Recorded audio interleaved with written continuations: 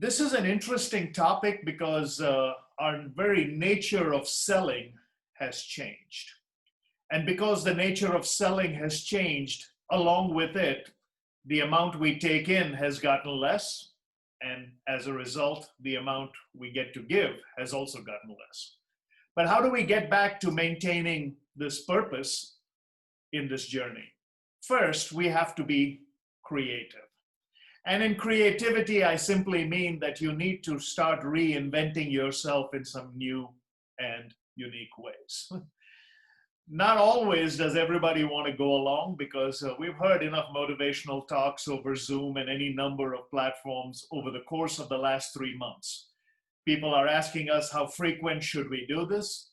How often should I engage in the personal and the professional, even the spiritual lives of our people?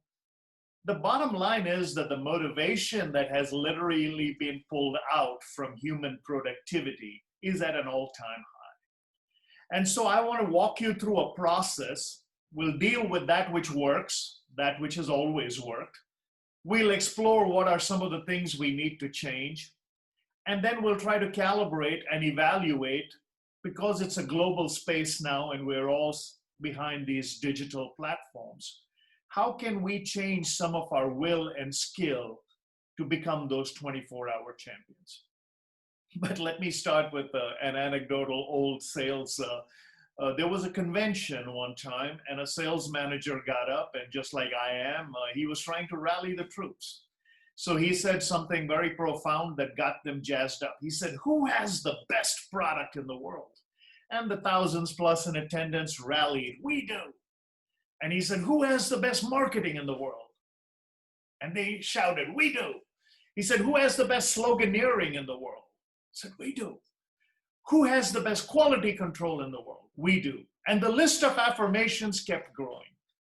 Finally, he just broke down and said, "Then why aren't we selling anymore?" And one guy sheepishly yelled from the back, "Because the dogs don't like it." It was a pet food company. And sometimes when we look at the things, sometimes the dogs don't like it. I remember Terry Bradshaw used to tell the story of how once in a football game, everything was scripted. And coach had said, "Okay, you know what? We're going to just run the ball." And I think it's still the record for the largest number of plays from scrimmage of just running the ball. They got all the way up to the 1-yard line, and I think they had consecutive running plays, and the coach called Terry Bradshaw to the side and said, "Give it to Rocky Blyer." And he said, "Let him punch it in. Let him earn the reward for that which he's done." After 3 plays, Terry Bradshaw called audibles from the thing, and he basically said he was calling something different from what the coach wanted. And the coach called him to the side and said, "Why are you not giving the ball to Rock?" And Terry pointed to the sideline and said, "Rock's on the side throwing up. He doesn't want the ball." See, some of us have carried a load and we're still asked to do more. And you may be in that category. You may have carried the load for your company during good times, and during the rough times, the load is again on you. And you may not want the ball. You may just want to relax. So this is for you. For those of you who haven't carried the load and now have a chance to actually become a peak performer, this is for you. For those of you who are in management looking to motivate your staff, this is for you. I was trying to create a thread that would allow us to have some kind of universality in this approach. So start thinking of your questions as we navigate through this, and then we will try to get as far as we can during the course. But I've got 5 moods I want to share with you. The first is what's new and what works. The 3 components of sales, if you want to reignite yourself, are still the same. The first is price, the second is value, and the third is belief. Now, value, according to Dennis Waitley, is in the doer, not the deed. So if you want to change your mindset and reignite yourself, you need to ask yourself, what do you bring as a value add to the proposition, instead of looking at all the negativity around.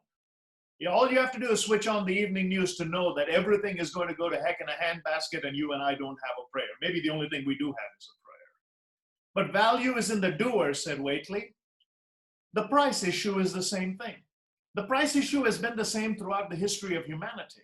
Selling has always revolved around the price issue, but I want you to watch me carefully. When you make a proposition, either digitally or in person, when you walk into a room and say, "This is what I have to offer, your price is here and your value is here," It is up to you to tilt the equation to make sure that in their mind, the perceived value has now exceeded the price you are charging. This is belief. This is belief in your ability to offer a good product or service and your ability to stay ahead of the curve. I remember when this contagion began, I got a call from a client who asked me if I could do some work for them. See, the qualitative nature of being an expert, everybody's an expert right now, and that's just the qualitative mindset. Hey, all I have to do is get on video, and all I have to do is do Facebook Live, and all I have to do is tweet, and all I have to do is be on LinkedIn, and the business will come in. That's a qualitative mindset because you're thinking activity begets accomplishment. That's like Edmund Hillary climbing the top of Mount Everest and saying, hey, I don't know how I got up here, but it's really tall. That doesn't work. You're confusing activity with accomplishment if you just think that if you get on a bunch of social media platforms, somehow business will find you. No. The belief in the value that you offer has to precede any activity that you participate in. One of the things I said very early on in this contagion was be wary of expertise that comes to you from enthusiastic amateurs. Be sure you hold out and wait for the experienced professionals. Be wary of the expertise that will be thrown your way from enthusiastic amateurs. So when this client called me and asked me if I could do video-based training, I said, what part of my qualitative can I now quantify? I went back in time and said, you know what? I used to be a content writer. I went back and said, I used to be a curriculum designer. I went back and did all of these things to ask myself, can I build more value because of the belief I had in what I had to offer, or was I going to stagnate at where I had arrived? You see, I'm now a speaker and I'm an author, I've written books. Should I really go back in time and reevaluate or try to re-engage with skills that I had 25 years ago? Not only did the client get excited about the fact that I would be involved in it from soup to nuts, I had to now begin to ask myself, how do you quantify that which you want to qualify? Folks, I cannot stress this as any more than I've already done or will continue to do in the days and weeks and months ahead. You have to get out of your comfort zone if you want to be effective. Do not hang on to the laurels of where you have arrived. Go back down a few rungs and say, are you willing to do many more things up and down the supply chain so you can quantify your offering? Remember, you're thinking from profit, but also you're thinking purpose. So that's what's new and what works. In fact, one of the great stories I can remember is a story that took place with my mentor, salesman, Mr. Ziegler. We had just signed a contract with an organization, and I'll leave the company out of it, but it was about a $250,000 deal. The man who had initiated the contract was a big fan of Mr. Ziegler, and he convinced them that we needed to rewrite their sales curriculum, and I was one of the architects in terms of being an author of that program. In fact, I traveled around the country and trained a lot of their people on it. I still remember those days. But the culminating glory was in our conference room in Dallas, where they flew in on a private jet and handed Mr. Ziegler a $250,000 check. The man who had handed the check had now really relived his potential because he thought to his days when he was a salesman selling computer paper, and he was a big Mr. Ziegler fan. And he credits Mr. Ziegler with all his rise to a regional director. Fascinating it was that as we were in that room, that man had with him 5 audio cassettes that were loosely bound with a rubber band and had some of the corners with adhesive of duct tape. They were ragged. He then shared his story. He said, Mr. Ziegler, 30 years ago, I heard you for the very first time and you had audio cassettes. Me and a group of colleagues got together and we each invested $5, and for a total sum of $15, we were able to buy 5 of your tapes. He only had enough information for 5, so he didn't even go for a round number. He produced 5. That's how he thought, future skill. I was in that room looking at a man who is now meeting his legend, a man who is actually reliving his legacy. He's showing the 5 tapes he had in one hand, and on the other hand, he's giving a $250,000 check to the man who had inspired him. Mr. Ziegler was standing there looking at these ruggedy old tapes. And the gentleman said, Mr. Ziegler, will you sign these tapes for me? They're probably just worthy of a museum now. But I remember my other 2 friends who bought this with me flaked out. So I actually got to keep all 5 of them. Mr. Ziegler didn't even miss a beat. He was signing the tapes. He looked up at the gentleman and said, We have newer ones now. I want you to picture what belief is. We have newer ones now. In one hand, he's holding an old antique. In the other hand, he's holding $250,000 check, but the salesman never quit. He says, we have newer ones now. Then he looked at me and he said, son, I said, yes, sir. He says, how much is our new Secrets of Closing the Sale tape set, the 12 pack? I said, oh, that's $99. He looked at the gentleman and said, see, it's only 99 bucks. You can have new ones. And that man said, I'll take it. And I wrote this man's order up in a room without even giving it away for free. Here's the principle. How much do you believe in what you offer to stick by your guns when you offer it? You can vary a little bit in direction, but don't change your destination. What's new and what works? Value and price will be debated till kingdom come. But belief is non-negotiable. You have to believe that there is a purpose for why you've been called to participate. The second are the timeless truths. Now remember, we're going to give you an outline of this. The Profit to Purpose outline will be completely given to you as for everybody who registered. It's a nice little PDF, and everything I'm covering here will be offered to you, so don't worry about that. The timeless truths are planning, preparing, performing, and perfecting. Planning it's a non-negotiable. One of the things that I think Lee is on this call, I was with his organization yesterday, and we shared some of those precepts saying that I have inconvenienced myself so that I can plan better. Why? We are now living in a 24/7 digital excursion. There is a new kind of virtue that is going to be required of you if you want to survive in this virtual world. Because you don't have to show up at an office, or because some of us, I mean, it's fascinating, you see all the memes that people who get on Zoom calls, a lot of them wear a nice shirt on top and they're wearing shorts beneath. I'm telling you, there's non-negotiable planning. If you want to feel alive on a call, make the effort to join the old smile, compliment, and handshake club. My folks from the Philippines will tell you, for those of them who are watching, that some days I've done calls for them at 2 in the morning, but I woke up, I made sure I was fresh, I made sure I had a cup of coffee, and I made sure I wore a shirt and a jacket of some kind. Not to impress anybody, but to feel that I have planned, I have prepared, now I can legitimately expect. Now remember, not everybody is going to follow what I say, which means the statistic will still hold true. 97% will remain in the comfort zone, 3% will be in the effective zone.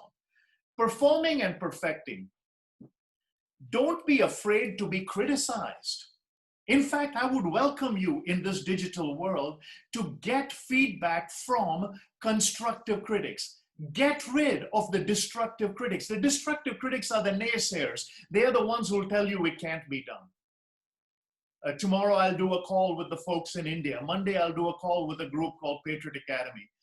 Part of them is, some of this is commercial, some of this is monetized, but the principle still is, when you perform, make sure you're doing every performance as an eventual paid sales call. Some you'll be monetized for, but that's where you practice. That's where you get the skill. Don't hold out to get that one paid opportunity, by which time you have not done any of the preparation required. And the way you perfect these attributes is practice. When I was coming through the ranks, someone said, preparation makes up for lack of talent. Preparation makes up for lack of talent. Most of you who have followed me and know me for a number of years have heard me make this statement. I'm the biggest no-talented hack you'll find. But I've surrounded myself by excellence that prevents me from failing, but they're constructive critics who point out my flaws. In fact, last time I was given one edict as to how to look at the chat window when the questions are asked, and hopefully I follow that advice, because it was valid advice. What were they doing? They're saying, hey, we are perfecting the performance. So remember that, all right? And the third component is the why behind the how. Now, at this point, I think what we're going to do is we're going to have a model called the Fogg's behavior model put up on the screen, if that will be a part of the shared screen. If it comes up, you'll see what I'm talking about. But in the Fogg behavior model, what you'll see is on the y-axis, you see the words motivation. On the x-axis, you see the word ability. On the y-axis, you see low and high, low to high in terms of your motivation. On the x-axis, you see hard to do and easy to do in terms of ability. Okay, so that's the basic premise. So just, I want you to internalize that and also focus on that action line where it has prompts succeeding above the action line and prompts failing below the action line. By the way, we will also send this to you later on so that if you weren't able to capture it when the screen changes, you'll be able to go back to basics and we will send this to you. But if you're following along, just draw this somewhere. I'll send it to you as part of another document on changing habits in these times that came from an organization called Hero Technology. All right?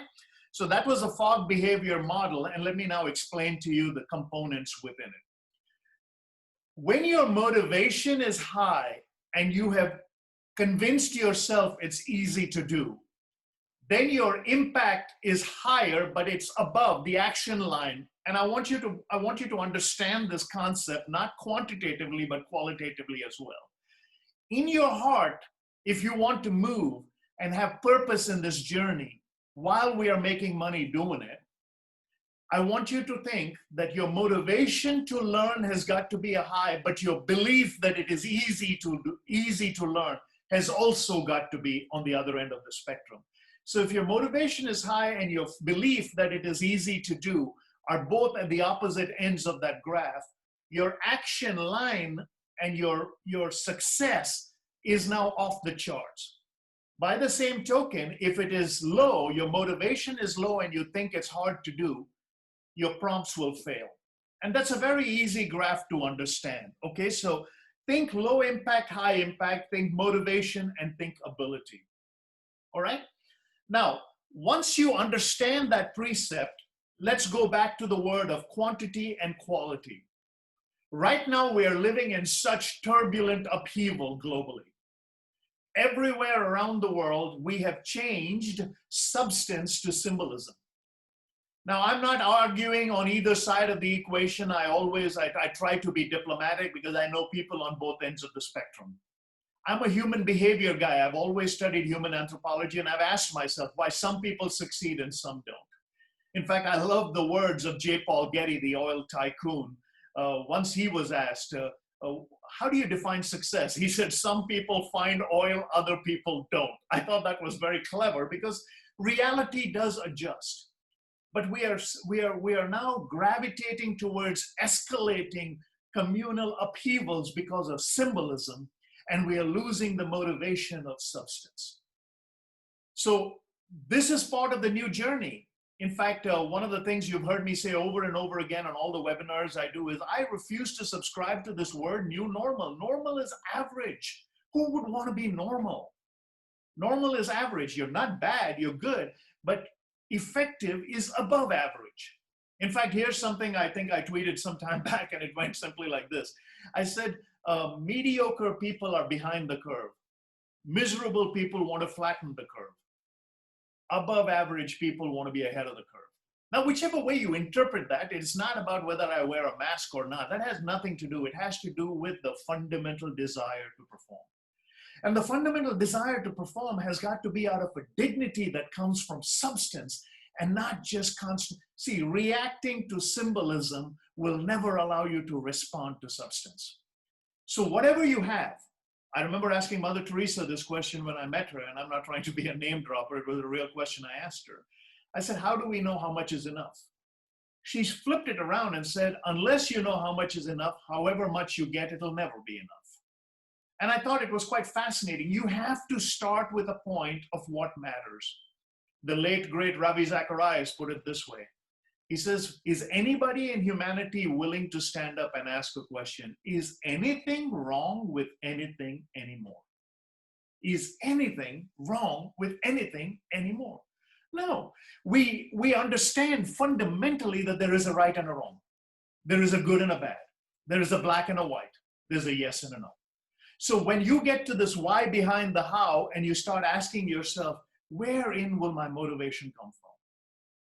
Can I believe something can be learned? Remember when you rode a bike for the first time? Initially, it was hard. You were pretty sure that gravity would get the better of you, and it did. You were pretty sure that you were never going to be able to balance yourself.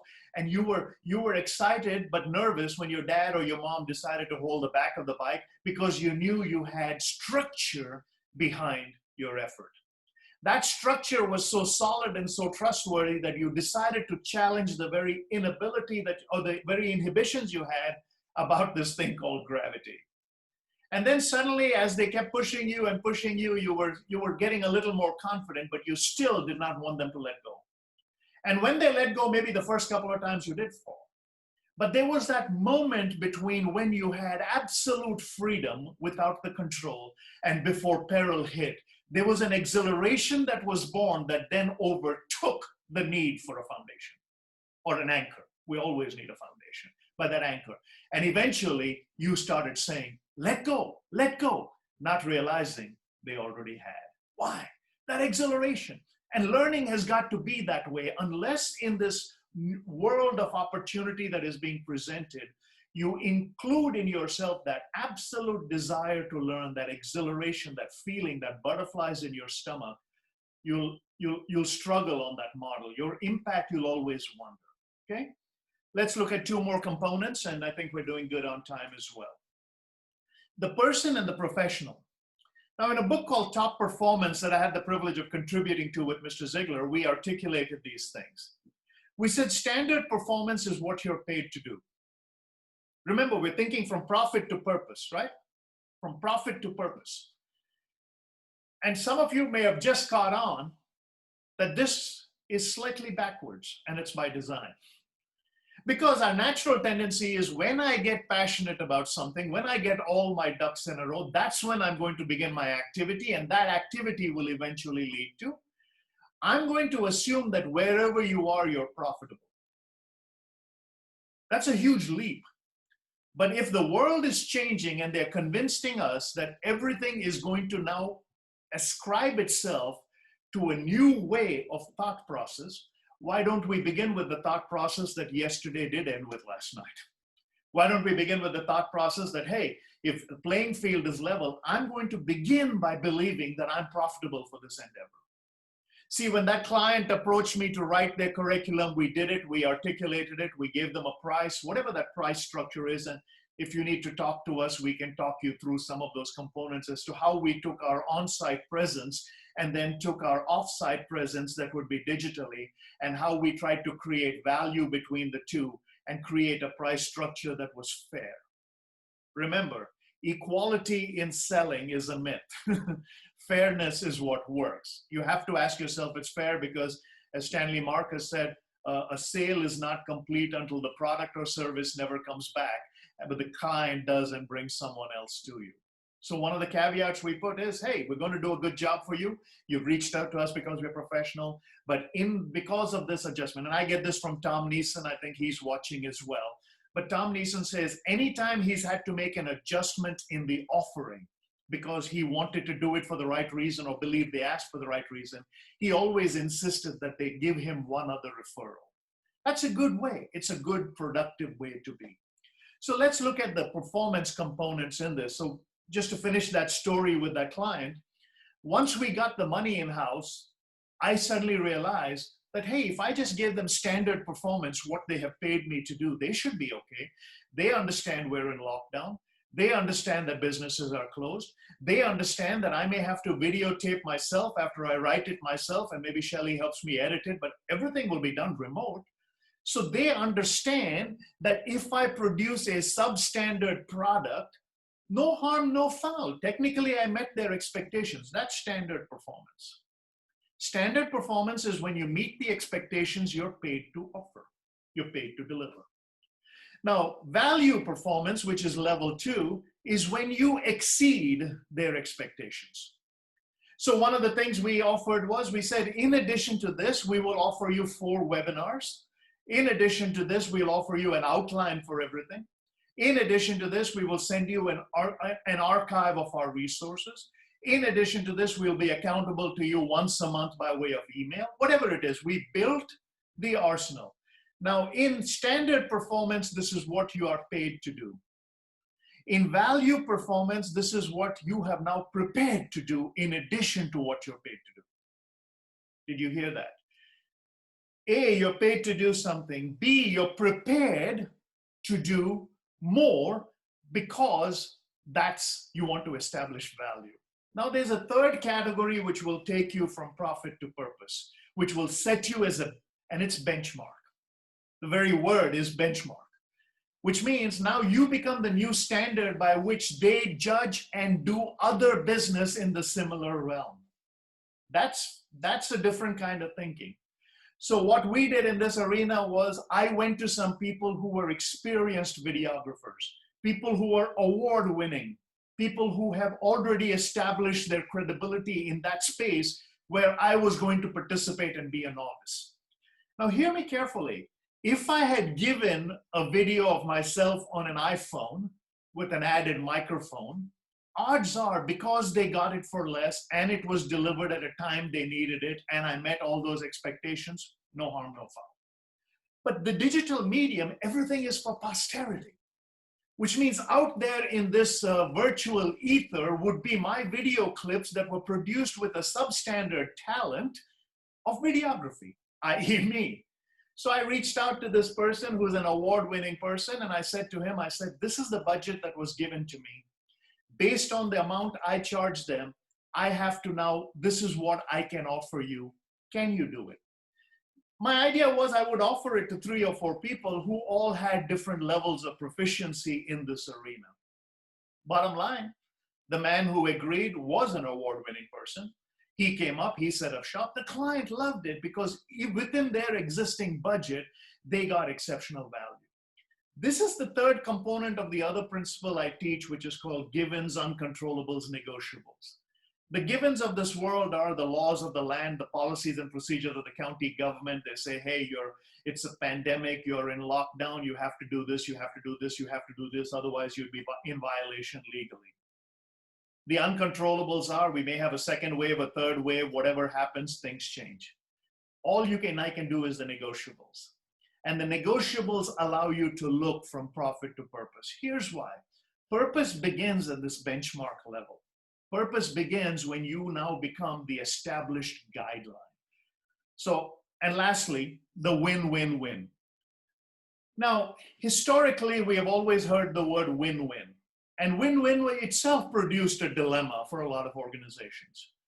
I first heard Ravi Zacharias use the word trilemma. He even used quadrilemma. But trilemma is win-win-win. How do you win as a consultant, as a constituent? How does your company win? And how does your customer or client win? Win-win-win. One of the organizations I do a lot of work for locally in Dallas actually has win-win-win in big letters right when you enter their office. They say you have to win as an employee, you have to win as a customer, and we have to win as a company. So the trilemma here is how do you go through that win-win-win, all right? So I wanted to put those precepts together and just run through them real quick, give you one illustration and maybe open it up to questions because again, it's a Friday, but one of the beauties of it is I don't decide now which day would be better to do these. I do them on Saturday, I do them on Sunday because everything is one long day or one long week. At the start of this, I wanted to give you a quote. And the quote was by Mr. Ziegler, who said, selling is either the easiest working, most lucrative profession or the hardest working, most frustrating one. I never understood that principle till he gave a corollary to it, saying the first appointment you have every morning is with yourself. And in these days, it's becoming incredibly hard to make that first appointment with yourself because you're surrounded by family, you're surrounded by work, you're surrounded by anxiety, you're surrounded by regulation, you're surrounded by doubt, and just about everything prevents you to get up and go. This is where discipline comes in. Sybil Stanton, who wrote the book, The 25-Hour Woman, said, discipline is not on your back needling you with imperatives, it's at your side encouraging you with incentives. To which I added, the day you make yourself a slave to discipline, the world will become your oyster. So the key here is beginning to understand that it takes an inordinate amount of fortitude to begin to ask yourself, what can I do to grow more so I can give more? The principle is still the same. The principle we have used in our business that many of you who are fans of the organization that I used to represent and where I cut my teeth is you can have everything in life you want if you just help enough other people get what they want. So some of the times you may have to do because it's the right thing to do. There are many pastors in India that I work with that I just send stuff to them, but my heart breaks because most of their constituents don't even have the electronic methodology. So they are more perplexed that they are receiving the information but are unable to give it out. So find ways to make sure that you're investing in the lives of other people. Make that purpose supreme. Also, one of the cool stories that Mr. Ziegler does is a story of Johnny the Shoeologist. So I won't tell you the story. I've always enjoyed telling it, but what I've done is as part of our outline to you, we put a link on there, which is called the shame close, but Mr. Ziegler tells it more brilliantly. But it's about a guy who shined shoes and the sales lessons he learned from someone. I wanted to anchor this last part of our discussion on this. Who are the conduits of information for you at this point? You'll begin to realize that a lot of what you thought was non-essential suddenly became essential. You actually, remember, one of the words that was given to us early on was garbage in, garbage out. And one day on my morning walk, I saw some folks picking up garbage. And I thought to myself, I said, wow, a garbage collector is now deemed essential. Guess why? We produced more garbage during the contagion than we did elsewhere because we were a disposable society, everybody's at home. So I made it a point now on my morning walk to at least tip my hat to the garbage collectors. No longer do I simply believe garbage in, garbage out, but I also have to believe that garbage out is someone else's in. Your garbage out is someone else's in. That's how they make a living. So this is a time to now start making some adjustments. Make your adjustment from a humanity standpoint. If you want your profit to be purposeful, don't do it as charitable giving. Do it as conscientious giving. Make sure you're doing it not because you have extra, but you're doing it because it's the right thing to do. By the same token, monetizing it is going to change. You have to make sure that your streams of income are only exceeded by your streams of imagination. Make yourself available to do many things, things that may be beneath you. In fact, one of the statements attributed early on was, I remember, and I'll hush with this story, but you can start firing off your questions in the chat box as well. But I remember I was walking in somewhere in rural Iowa. I just started traveling with Mr. Ziegler, and I saw a shoe shine guy. And I went and asked him, I said, hey, if I went and got my boss's shoes from his room, would you still be open? It was about 8 o'clock in the evening. He says, oh, sure, man, business has been slow, but I'll wait on you. And I said, I'll make it worth your while. So he waited. I ran up and I asked Mr. Ziegler, can I borrow your shoes? I need to get them shined. He looked at me and he says, why would you do that?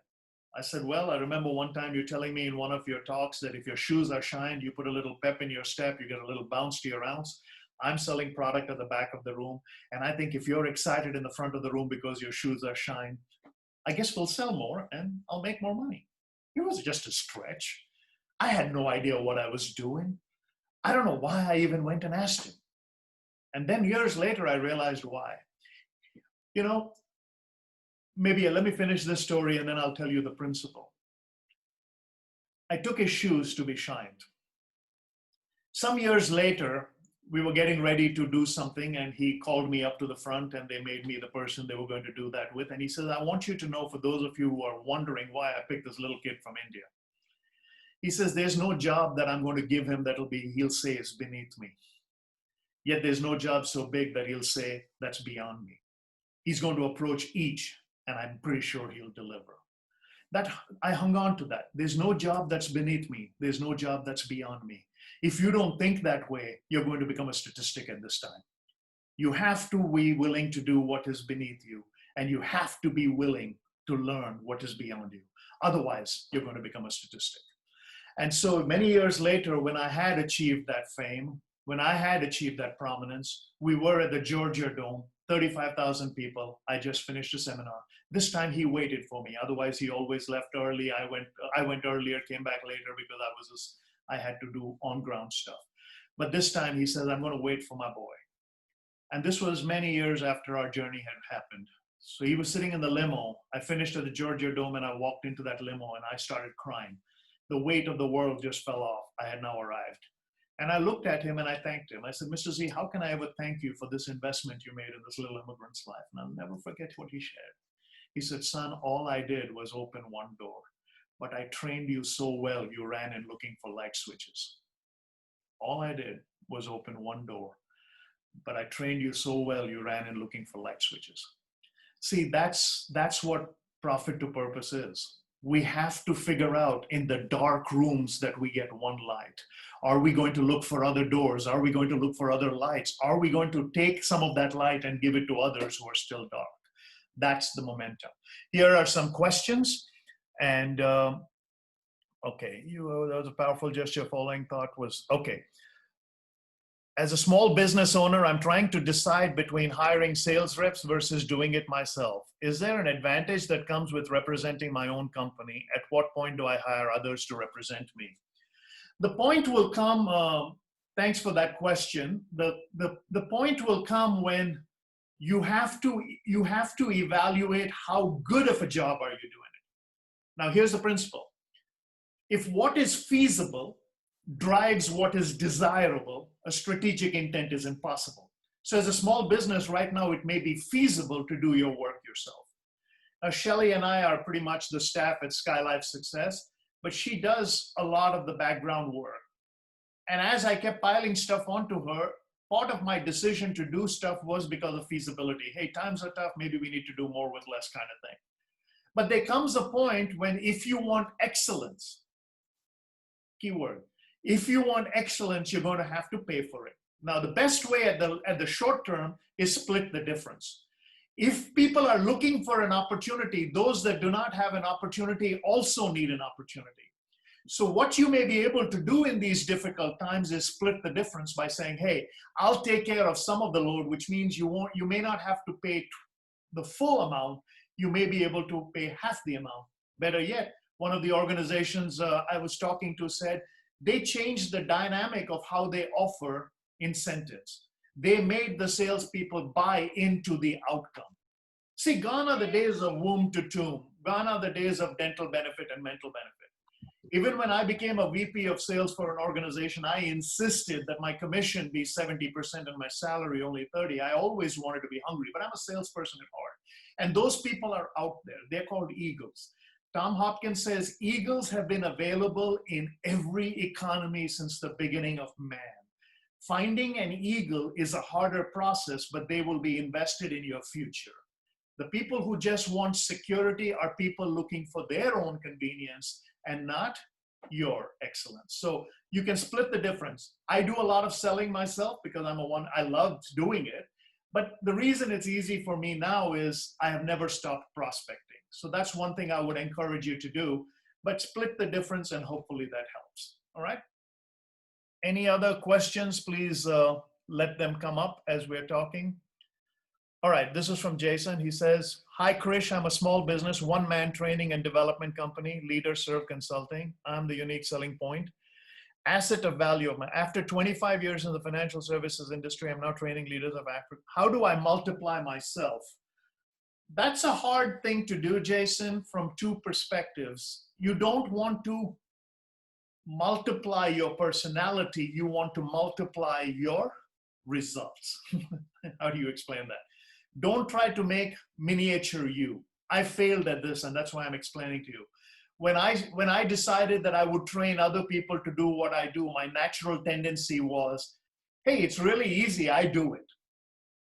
And they would say, no, but it comes easier to you, I can't do it. So you have to realize that everybody has an asset ratio within them that is based on their primary behavior style. Some people are analytical by nature. So within the financial services industry, the analytical nature should never be let go. Some of us, I've spoken to you a couple of times, some of us are emotional by nature. We're salespeople to the core because, we approach every subject with an open mouth. So that but one of the things I would recommend is don't try to find mini yous or mini me. I don't know what don't try to duplicate yourself. Try to replicate your work ethic. And that's easier to do. So what you do is you don't share your persona when you're trying to find other people to do what you do. You share the work ethic it takes. And it's very easy.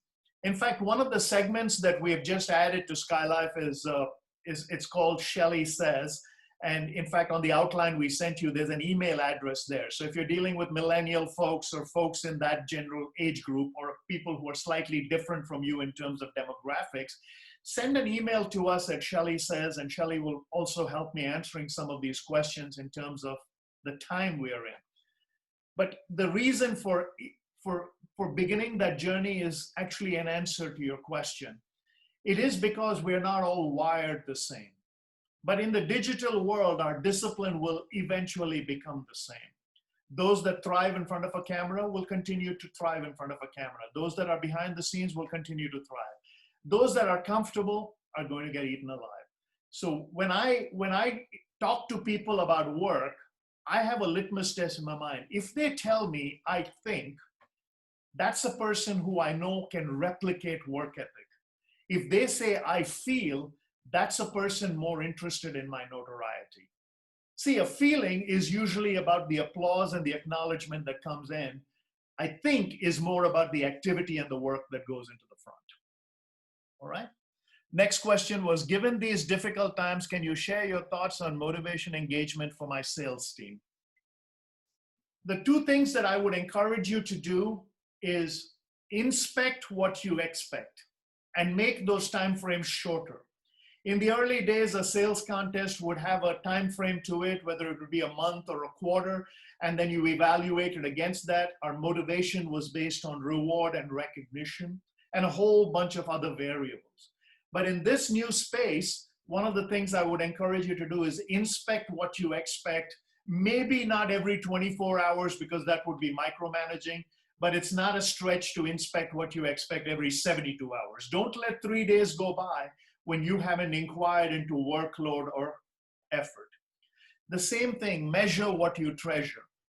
Because, I'll go back to one thing I forgot to say earlier. In standard performance, we said this is what they are paid to do. In value performance, we said this is what they are prepared to do. Benchmark performance is what they are praised to do. Benchmark performance is what they are praised to do. So when I receive praise for work, I quickly realize something. Nobody is going to thank me for the same effort, which means I have to increase my effort in order to be thanked again if I like it. But if the praise is consistent and the praise is constant, but the praise is also not flattery, which means it's genuine, then I can continue to get better performance. So inspect what you expect, measure what you treasure. And suddenly you'll find some amazing things happen. What are your top 3 tips for someone who is not natural at sales? I love this question because we get asked it a lot. In fact, most of what I do, I tell people. I remember one time we had a meeting in one of the companies and a gentleman raised his hand and right hand up and he said, how many of you are in sales?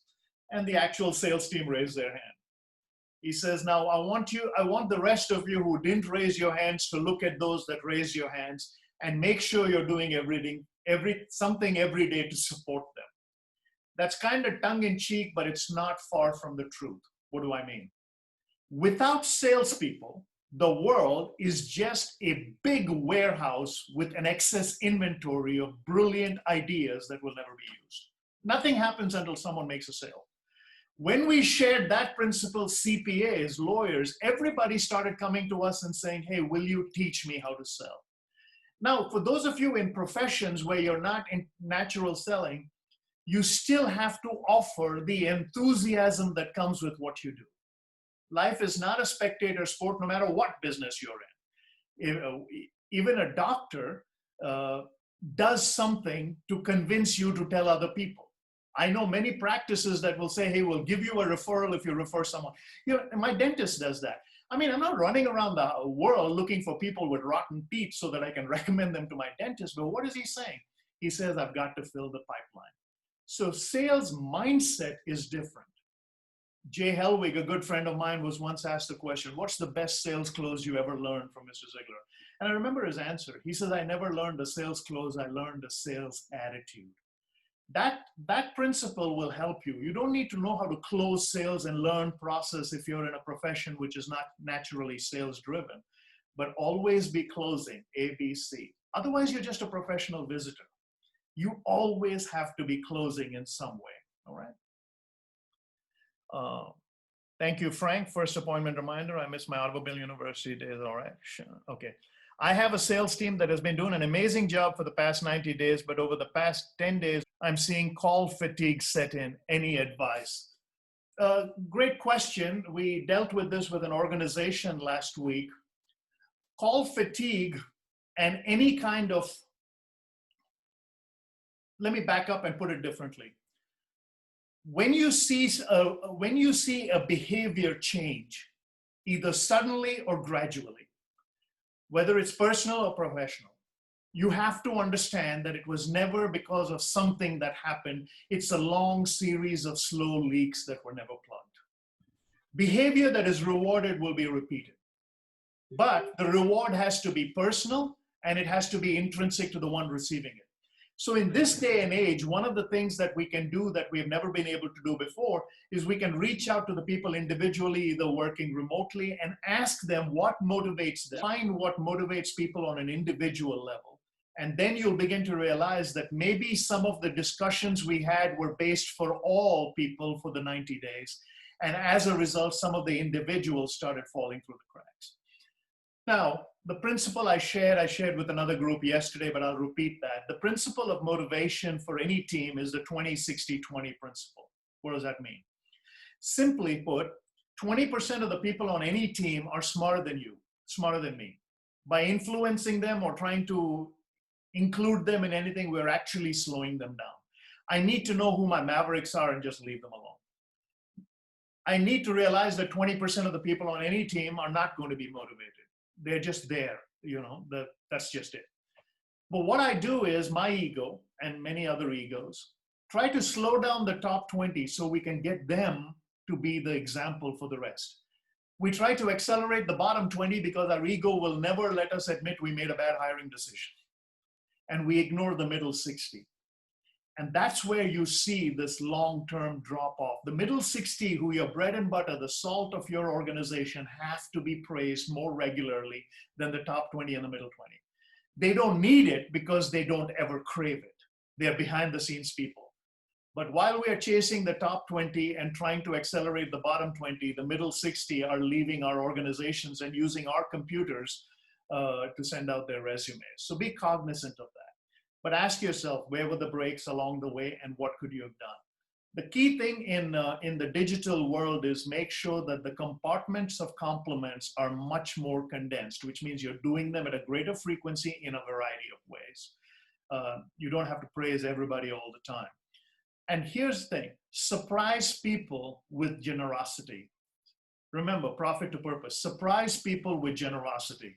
If someone agrees to do something and that's part of their job description, it's not a bad idea. And again, this I learned from Tom Neeson from our corporate clients, but I started doing it personally as well.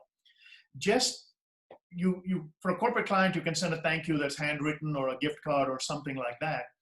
But even in your organization, it's not a bad way to now start treating your internal customers the same way we've treated our external customers, right? Okay, love the training, facilitation part of that. All right, one last question. I think we have time for two more, and otherwise I have some questions that came in earlier, but I don't want to ignore those that are already on the call. So if anybody has a question, go ahead and put that in. If not, one of the questions that came up was, what are the top 3 things or something? What are some of the things that I can do on a daily basis that what are some of my top 3 disciplines? One of the things is I would read more about your competition in whatever you're offering. I would read more about your competition and become an expert on what your competition is doing. Now, mine is part of the self-help world, so it's a little more open-ended, but you need to ask yourself what other people are doing. Your customers are getting keener, your clients are getting keener, are you? The second, try not to listen too much to information that irritates you. And I know this is hard to do because we are voyeuristic by nature. It's called the mock effect. They say that a car that has its lights flashing is 7 times more likely to hit on the side of the road than one without any lights on it. We gravitate towards light and sound. It's part of our natural tendency. So our natural tendency as voyeurs of information is to consume stuff that irritates us. In the old days, Frank brought up Automobile University. In the old days, we say anytime you're in a traffic jam, the first thing you need to do is switch off anything that is heavy metal or opinionated and put something that's soothing. People would say, does that really matter? You're already agitated. You're in a traffic jam. You didn't cause it. You don't know what caused it. By listening to stuff that aggravates you, it'll just increase your energy. I remember in Dallas when I heard that principle, this was before they had the express lanes and all added. This was one of the freeways here was the world's biggest parking lot at rush hour. I used to play tennis in those days, so I'd take a tennis ball and just bounce it on the dashboard. Anytime there was a traffic jam, I'd switch everything off and just bounce a tennis ball on the dashboard. This dude was in the car beside me. He looked in the car. He saw an Indian guy. He was pretty sure I was a doctor. Well, at least he thought I was. He asked me to roll my window down, which I did. He says, do you have one more of those? He thought that there was some great therapy in a tennis ball. No, I did it because I like tennis. And what I simply mean by that principle is that if you want to motivate yourself, invest in the things that are good, clean, pure, powerful, and positive that will give you a natural high, that will release those endorphins, that will give you that internal jogging. So first thing, make sure you're disciplined. Second thing, make sure you're avoiding things that irritate you. And third, learn to integrate. This is the best time in human history to get out of your comfort zone and walk across the street into someone else's effective zone. And I'll close with this principle if there are no other questions. But I remember it was 3 days ago. I was on my morning walk, and I saw a gentleman. He was, he was like me, a fellow immigrant, or I don't know if he was born here, but he distinctly looked different, and his accent also gave it away. But he was walking with a kind of a deliberate look. He was making eye contact with the walkers. Now, I greet people in the morning. I just tip my hat. I wear a hat, so I just do this. Physically, I don't just say good morning. I actually do a physical stroke. It's just habit. I learned from my dad. But this guy was walking, and as we got closer, he never took his eyes off me. And then as we got closer, I said, good morning. He said, I hope you and your family have a blessed day. And he kept walking. And I thought to myself, that was an unusual morning greeting. And then I walked up a little further and I said, let me try, because he had probably crossed those people, right? I walked up a little further and I said, when the guy says good morning, I said, I hope you and your family have a blessed day. He says, oh, you met David. So that's his habit. I hope you and your family have a blessed day. Get out of your comfort zone and stop listening to that which irritates you and start doing that which integrates you. And suddenly you'll move from symbol to substance. All right? So that's all I had. I know a lot of you have joined, and a lot of you, I'm looking at a couple of screens full here, and thanks a lot for those of you who did join. I appreciate the benefit you give me just of ears, that many people would register to watch me on a video. But if you want me to do more of this, I love doing Q&A. We have an Ask Krish segment that we do every couple of weeks. Join us on that.